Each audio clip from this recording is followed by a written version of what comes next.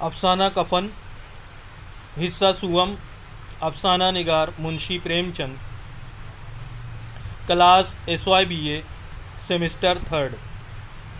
اس سے پہلے کے 2 حصوں میں ہم نے دیکھا کہ کس طریقے سے باپ اور بیٹے کے درمیان میں گفتگو ہوتی ہے اور دونوں میں سے کوئی بھی اس کو لینے کے لیے، اس کی دیکھ ریکھ کرنے کے لیے تیار نہیں ہوتا ہے۔ دونوں کو اس بات کی فکر ہے کہ اگر میں اندر جاؤں گا تو جو دوسرا ہے وہ آلو کھا لے گا اور میرے حصے میں بہت کم آلو آئیں گے۔ ٹھیک ہے، اب دیکھیے آگے کیا ہوتا ہے۔ میں سوچتا ہوں کہ کوئی بال بچہ ہو گیا تو کیا ہوگا، سونٹ، گڑ، تیل کچھ بھی تو نہیں ہے گھر میں۔ مادھو کہہ رہا ہے پہلا جو ہے اس کو تجربہ یہ ہو رہا ہے، پہلی مرتبہ وہ ان مراحل سے گزر رہا ہے، اس لیے وہ گھبرا رہا ہے کہ اگر کوئی بچے کی ولادت ہو جاتی ہے تو اس وقت جو چیزیں لگتی ہیں، جو لوازمات ضروری ہیں، وہ کہاں سے آئیں گے، ان کا انتظام کیسے ہوگا۔ ٹھیک ہے، کیونکہ ان کے گھر میں کچھ بھی موجود نہیں ہے۔ سب کچھ آ جائے گا، بھگوان بچہ دیں تو جو لوگ ابھی 1 پیسہ نہیں دے رہے ہیں وہی تب بلا کر دیں گے۔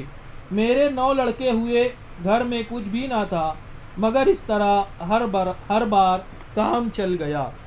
دیکھو اس کا جو باپ ہے گھیسو، وہ اپنا تجربہ بیان کر رہا ہے کہ گھبرانے کی کوئی بات نہیں ہے، پریشانی کی کوئی بات نہیں ہے، سب انتظام ہو جائے گا۔ میرے 9 لڑکے ہوئے، کون کہہ رہا ہے؟ گھیسو کہہ رہا ہے کہ 9 لڑکے ہوئے اور کیا ہوا، میرے پاس بھی کچھ نہیں تھا، پہلا، دوسرا، تیسرا، 9 اس طریقے سے بچے ہوئے اور ہر بچے کی ولادت کے وقت یہی معاملہ تھا کہ گھر میں 1 پھوٹی کوڑی بھی موجود نہیں رہتی تھی، لیکن جب پاس پڑوس کے لوگ، گاؤں کے لوگ بچے کی ولادت کا سنتے تھے تو کچھ نہ کچھ دے جاتے تھے۔ اس طریقے سے میرا انتظام ہو جایا کرتا تھا، ہر بار کام نکل جایا کرتا تھا۔ بات سمجھ میں آ رہی ہے؟ اس سے یہ بھی سمجھ میں آتا ہے کہ ان کی فطرت ہی جو ہے ایسی تھی، کام چور تھے یہ فطری طور پر۔ ایک شخص ہوتا، چلو ٹھیک ہے، پہلے بچے کی ولادت کے وقت اس کے پاس میں کوئی ساز و سامان نہیں ہے، کوئی انتظام نہیں ہے، تو وہ دوسرے بچے کے وقت انتظام کر لیتا، اپنی تیاری کر لیتا پہلے سے، تیسرے بچے میں کر لیتا۔ لیکن یہ گھیسو واقعی میں جو ہے بڑا بے شرم کہنا چاہیے کہ 9 بچے اس کے ہوئے اور ہر مرتبہ جو ہے وہ گاؤں والوں نے ہی اس کی مدد کی، گاؤں والوں نے ہی تمام اخراجات پورے کیے۔ آ رہی بات سمجھ میں؟ جس سماج میں رات دن محنت کرنے والوں کی حالت ان کی حالت سے کچھ بہت اچھی نہ تھی، اور کسانوں کے مقابلے میں وہ لوگ جو کسانوں کی کمزوریوں سے فائدہ اٹھانا جانتے تھے کہیں زیادہ فارغ البال تھے، وہاں اس قسم کی ذہنیت کا پیدا ہو جانا کوئی تعجب کی بات نہیں تھی۔ منشی پریم چند کہہ رہے ہیں کہ یہ تو کام چور لوگوں کا حال ہے، لیکن جو لوگ دن رات محنت کیا کرتے تھے ان کی حالت بھی ان سے بہت زیادہ مختلف نہیں تھی۔ ٹھیک ہے، کسانوں کا گاؤں تھا، کھیتی باڑی کرنے والوں کا گاؤں تھا، کسان دن رات محنت کرتے تھے، کھیت مزدور جو تھے وہ دن رات محنت کرتے تھے، لیکن خون پسینہ ایک کر دینے کے باوجود بھی جو ان کے ہاتھ لگتا تھا وہ ان کی ضروریات کو پورا کرنے کے لیے کافی نہیں ہوا کرتا تھا۔ ٹھیک ہے، اس لیے اس گاؤں میں بہت زیادہ غربت تھی۔ البتہ وہ لوگ جو کسانوں کی کمزوریوں سے فائدہ اٹھانا جانتے تھے کہیں زیادہ فارغ البال تھے، خوشحال تھے۔ ٹھیک ہے، جو لوگ کسانوں کی ضروریات سے اور ان کی کمزوریوں سے فائدہ اٹھانا جانتے تھے وہ کسانوں سے زیادہ یا کھیت مزدوروں سے زیادہ خوشحال تھے، بے فکر تھے، آسودہ تھے، ان کے پاس میں مال و دولت کی ریل پیل تھی۔ بات سمجھ میں آ رہی ہے؟ وہاں اس قسم کی ذہنیت کا پیدا ہو جانا کوئی تعجب کی بات نہیں تھی۔ ٹھیک ہے، اب دیکھو ہمارے یہاں پر کیا ہوتا ہے، ایسے ہی محنت کرنے والے طبقے کا استحصال ہمارے اپنے شہر میں بھی ہوتا ہے، محنت کرنے والے طبقے کا، بلکہ ہمارے شہر کا معاملہ تو ایسا ہے کہ یہاں پر سرمایہ دار طبقے کا بھی استحصال ہوتا ہے۔ پاور لوم صنعت سے وابستہ جو لوگ ہیں وہ جانتے ہیں کہ پاور لوم مزدور کتنی محنت کرتا ہے۔ 12 گھنٹے کی ڈیوٹی جو ہے وہ پورے ہندوستان میں کہیں آپ کو نہیں ملے گی کسی بھی شعبے میں، لیکن یہاں پر پاور لوم پر کام کرنے والا مزدور 12 گھنٹے ڈیوٹی کرتا ہے، اور اتنی محنت کرنے کے بعد اس کے ہاتھ میں کیا آتا ہے؟ ایک معمولی سی رقم آتی ہے جس سے اس کی صرف بنیادی ضروریات پوری ہو سکتی ہیں۔ وہ محنت کرتا رہے تو پوری زندگی مزدور ہی رہتا ہے، کچھ بنا نہیں سکتا ہے، کچھ کر نہیں سکتا ہے۔ بات سمجھ میں آ رہی ہے؟ لیکن جو لوگ ان کا استحصال کرتے ہیں، ایسے ہی پاور لوم مزدور کے جو سیٹ ہیں ان کا بھی معاملہ ہے، ان کا بھی استحصال ہوتا ہے۔ ان کا استحصال کون کرتا ہے؟ بیوپاری کرتے ہیں، سود کے دام بڑھا دیتے ہیں اور کپڑے کا دام گرا دیتے ہیں۔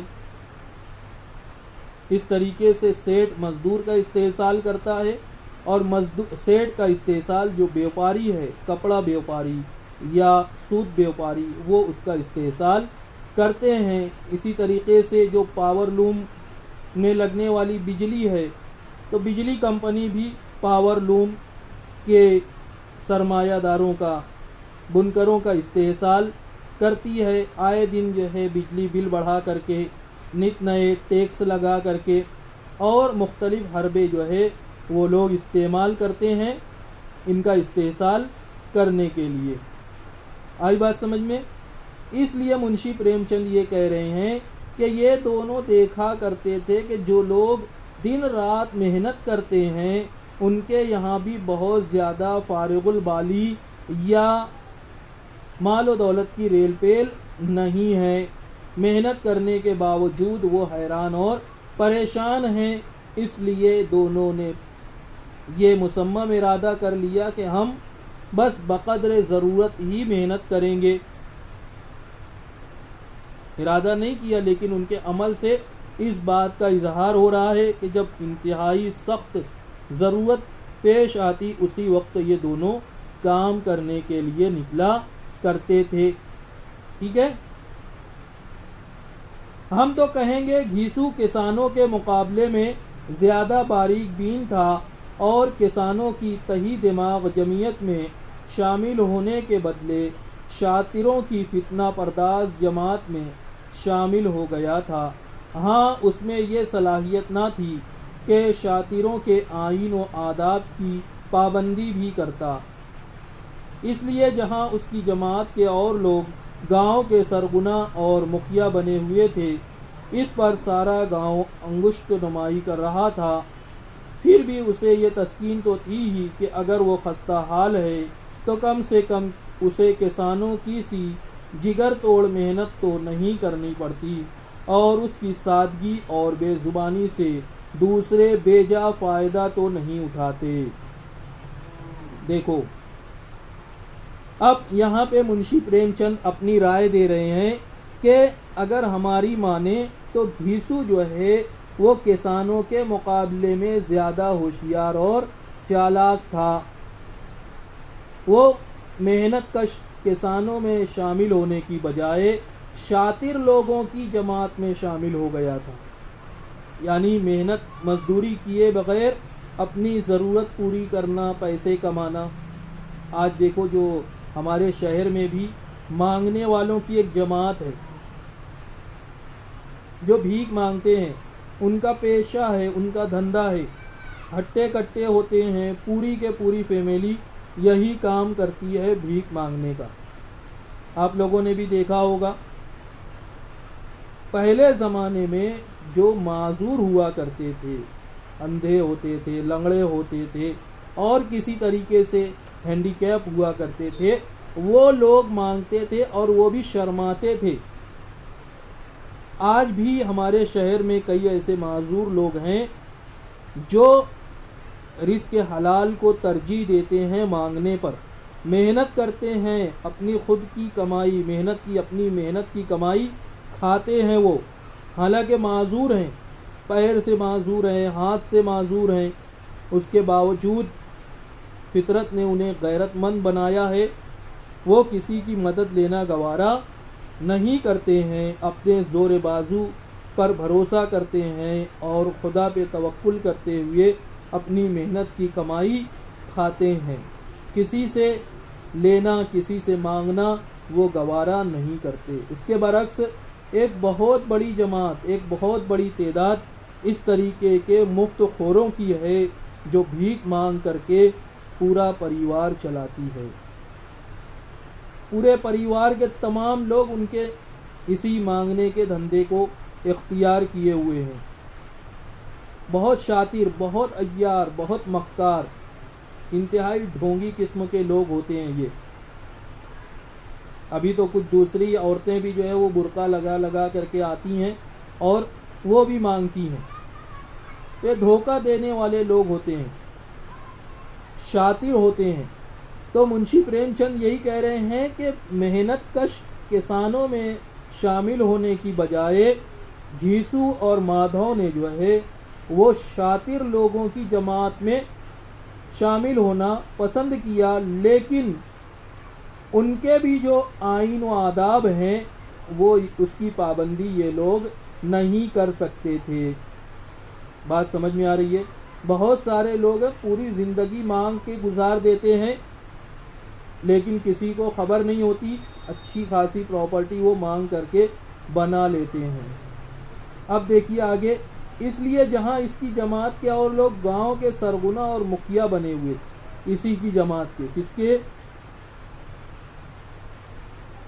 مادھو اور گھیسو کی جو جماعت تھی، جس سماج کے جس طبقے سے یہ لوگ تعلق رکھتے تھے، اسی طبقے کے لوگ گاؤں کے مکھیا اور سرغنہ بنے ہوئے تھے، اور اس پر سارا گاؤں انگشت نمائی کر رہا تھا، اور لوگ ان کو تانے دیا کرتے تھے کہ ارے دیکھو یہ تمہارے سماج کا، تمہارے طبقے کا، تمہاری برادری کا آدمی ہے جو سماج میں ایک عزت دار مقام رکھتا ہے، باعزت مقام رکھتا ہے، عزت دار عہدے پر، باعزت عہدے پر فائز ہے، اور ایک تم ہو۔ لیکن ان دونوں کو اس سے کوئی فرق نہیں پڑتا تھا۔ پھر بھی اسے یہ تسکین تو تھی ہی کہ اگر وہ خستہ حال ہے تو کم سے کم اسے کسانوں کی سی جگر توڑ محنت تو نہیں کرنی پڑتی۔ اسے خوشی تھی، اطمینان تھا کہ ارے جانے دو، میں کچھ محنت نہیں کرتا ہوں، اس لیے پریشان حال ہوں۔ لیکن وہ کسان جو بیچارے نہ سردی دیکھتے ہیں، نہ گرمی دیکھتے ہیں، نہ بارش دیکھتے ہیں، اس کے باوجود ان کی حالت سدھرتی نہیں ہے۔ آج بھی ہم دیکھ رہے ہیں کہ کسان دارالحکومت میں ایک عرصے سے دھرنا دے کر کے بیٹھے ہوئے ہیں اپنے مطالبات کو لے کر کے، لیکن کسی کے کان پر جوں تک نہیں رینگ رہی ہے۔ ملک ترقی کر رہا ہے، آزادی کو 75 سال ہونے آئے ہیں، لیکن کسانوں کی حالت اب بھی ویسی ہی ہے۔ آئی بات سمجھ میں؟ اور اس کی سادگی اور بے زبانی سے دوسرے بیجا فائدہ تو نہیں اٹھاتے۔ کسان بیچارہ سیدھا سادہ ہوتا ہے، اس کی سادگی پہ اور اس کی بے زبانی پر دوسرے لوگ بیجا فائدہ اٹھاتے ہیں۔ دیکھو کسی بھی شعبے میں اگر کوئی سیدھا سادہ آدمی چلا جائے تو یہ عیار، مکار اور سیلفش قسم کے لوگ، دوسروں کے کان بھرنے والے لوگ، چاپلوسی کرنے والے اور اقتدار پر فائز لوگوں کی دلالی کرنے والے لوگ ان کا جینا دوبھر کر دیتے ہیں۔ صرف یہ چیز کسانوں تک محدود نہیں ہے، زندگی کے تمام شعبوں میں ایسا ہی معاملہ ہے کہ اگر کوئی سیدھا سادہ ہے تو اس کا استحصال ہر طریقے سے کرتے ہیں، اور بے زبان ہے، بے زبان کا مطلب بولتا نہیں ہے، اس کو چرب زبانی نہیں آتی ہے، عیاری مکاری نہیں آتی ہے، سازشیں کرنا نہیں آتا ہے، کان بھرنا نہیں آتا ہے، تو پھر کیا کرتے ہیں؟ اس کا بے جا فائدہ اٹھاتے ہیں، اس کا استحصال کرتے ہیں، اس کا ایکسپلائٹیشن کرتے ہیں۔ آ رہی بات سمجھ میں؟ ہاں۔ دونوں آلو نکال نکال کر جلتے جلتے کھانے لگے۔ آگ جل رہی تھی، اس میں آلو یہ لوگ بھون رہے تھے، اور پھر بھوک سے بے حال ہو کر کے جلتے جلتے آلو نکال کر کے کھانے لگے۔ آگ میں سے نکالنے کے بعد اس کو ٹھنڈا ہونے کا بھی انہوں نے موقع نہیں دیا، بلکہ ویسے ہی گرم گرم آلو کھانے لگے۔ کیوں؟ کل سے کچھ بھی نہیں کھایا تھا، فاقہ تھا ان کے گھر میں، کل سے کچھ بھی کھایا نہیں تھا، اس لیے جیسے بھی تھے آلو گرما گرم ویسے کھانے لگے۔ اتنا صبر نہ تھا کہ انہیں ٹھنڈا ہو جانے دیں، کئی بار دونوں کی زبانیں جل گئیں، اور انہیں اتنا اطمینان نہیں تھا، اتنا صبر نہیں تھا، اتنی دھیرج نہیں تھی کہ آلو ٹھنڈا ہو جائے پھر اس کو کھائیں۔ گرم گرم کھانے کی وجہ سے زبانیں جل گئی۔ چھل جانے پر آلو کا بیرونی حصہ تو زیادہ گرم معلوم نہ ہوتا تھا، لیکن دانتوں کے تلے پڑتے ہی اندر کا حصہ زبان، حلق اور تالو کو جلا دیتا تھا۔ ہے بالکل حقیقت بات ہے، ہمارے تجربے کی بات ہے کہ چھلکا جب نکال لیا جاتا ہے تو آلو اتنا گرم محسوس نہیں ہوتا، لیکن جب اس کو توڑا جائے اور اس کے اندر کا حصہ اس وقت بھی بہت زیادہ گرم ہوتا ہے۔ اب یہ لوگ آلو تو اٹھا کے منہ میں ڈال لیتے تھے چھیل کر کے، لیکن جب دانتوں سے اس ٹکڑے ٹکڑے ہوتا تو پھر کیا ہوتا کہ زبان، حلق اور تالو میں پھر اس کو جلا دیا کرتا تھا، اور اس انگارے کو منہ میں رکھنے سے زیادہ خیریت اسی میں تھی کہ وہ اندر پہنچ جائے۔ اب زبان جلانا، تالو جلانا، حلق جلانے سے بہتر یہ ہے کہ اس کو نگل لیا جائے۔ اسے ٹھنڈا کرنے کے لیے کافی سامان تھے، اس لیے دونوں جلد جلد نگل جاتے تھے، حالانکہ اس کوشش میں ان کی آنکھوں سے آنسو نکل آتے۔ دونوں کی کوشش یہ ہوتی، سب سے پہلی کوشش یہ تھی کہ میں زیادہ کھاؤں، دوسری کوشش یہ تھی کہ منہ میں رکھتے ہی ڈائریکٹ اس کو نگل لیا جائے، منہ میں رکھتے ہی اسے پیٹ میں پہنچا دیا جائے، کیونکہ جب تک منہ میں رہے گا زبان، تالو اور حلق کو جلاتا رہے گا۔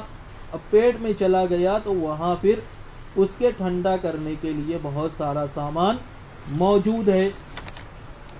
سمجھ میں آیا اتنا افسانہ؟ تمام چیزیں جو منشی پریم چند نے یہاں پر پیش کی ہیں ان کی توجیہ بھی بیان کی ہے۔ کوئی ایسی بات نہیں ہے جیسے وہ لوگ آلو کھانے کے لیے اندر نہیں جایا کرتے تھے، اور اتنی جلدی آلو کیوں کھا رہے تھے، اتنے بے قرار کیوں تھے؟ اس لیے کہ ایک دن کے فاقے سے تھے۔ وہ محنت مزدوری کیوں نہیں کرتے تھے؟ کہ وہ دیکھتے تھے کہ ہمارے گاؤں میں محنت مزدوری کرنے والوں کی حالت بھی کچھ بہت زیادہ بہتر نہیں ہے۔ بات سمجھ میں آ رہی ہے؟ اس طریقے سے یہ ان کی کردار نگاری یہاں پر منشی پریم چند نے کی ہے۔ اب آگے کے لیکچر میں انشاءاللہ ہم لوگ دیکھیں گے کہ گھیسو اپنی کچھ پرانی باتیں اپنے بیٹے کو سناتا ہے اسی کھانے پینے کے تعلق سے، کہ کس طریقے سے ایک مرتبہ اسے بہت اچھا کھانا نصیب ہوا تھا ٹھاکر کی بارات میں۔ اس کا ذکر جو ہے انشاءاللہ آئندہ لیکچر میں آئے گا. ٹھیک ہے، بہت شکریہ.